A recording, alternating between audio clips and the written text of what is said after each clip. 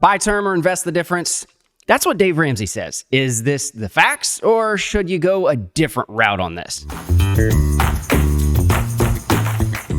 Boy, oh boy, said Dave Ramsey. I'm going to get some comments here in just a minute on this one already. So watch the video. Maybe, just maybe, I'll agree with him, or maybe I won't.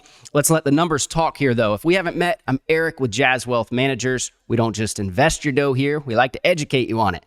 So what I'm going to show you here in just a second is actually a client sent me a full breakdown of their universal life insurance policy, and they wanted our input as fiduciary advisors. Now, they were sold this by a very reputable company that's out there that advertises quite a bit on TV and other things. The advisor puts himself out there as a fiduciary advisor, has CFP credentials and many other designations behind their name. And this policy itself was sold for, first, the life insurance side of things, but second, for building wealth for this person. They were in their 30s when they were sold this.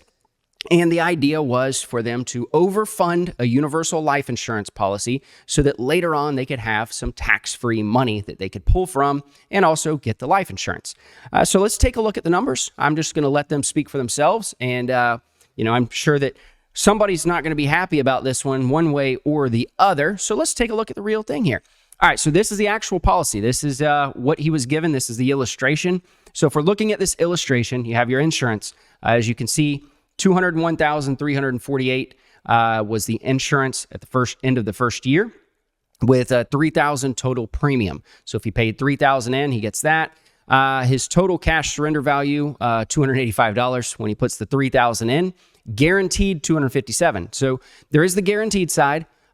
Insurance companies oftentimes don't sell on that. They sell on the other side. So you know what? I'm going to play this fair, like an insurance person here, and say that I'm going to look at only the non-guaranteed side, not the guaranteed side. So just a little backstory, though. I actually worked for an insurance company when I started and realized that I wanted to be a real fiduciary, work in a client's best interest. I didn't want to be pushed to sell. And so I'm very familiar with all of these types of policies. So if we're taking a look here at this one, after 15 years, the insurance is going to increase there because they're overfunding this policy. They're still paying the $3,000 premium. That would have been $45,000 paid in after 15 years. Their total cash surrender value was $46,861. So just right there alone, I'm going to ask you something. As an advisor, let me know in the comments on this. If you invested $3,000 a year for 15 years, so you had $45,000 that you invested over the 15 years with me, and I told you that you would have $46,000 at the end of that 15 years, would you invest that money? So it's just a question. I'm curious to hear your thoughts on that one. And so what we're looking at right here, though, is with the policy, that's what we got. Now, here's the real interesting thing. Check out what he sent him recently. So he said, hey, man, I got an updated policy here, illustration to show you a bit more of what things are doing. Well, the money actually, if you look here at the cash surrender, it's $10,280. So the account actually performed just a hair better than the original $9,990 it was projected there. So, hey, good job there, life insurance company. From there, what we're looking at is in this illustration, it shows that year 5, not available, not available. Year 6, $3,000 annual premium, same as before. Well, what it doesn't show is the fact that you've paid all of this money in.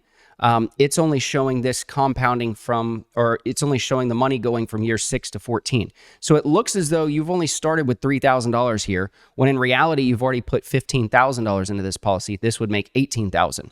So now if we go over here to the cash surrender, it's $13,101. So just to show you right there alone, that in itself is misleading. I'm not in agreement with somebody showing me a policy that I've already paid $15,000 in, and it's showing as though I've restarted this thing and I've only put $3,000 in to have my $13,000. I'll leave it at that. All right, so here's the facts.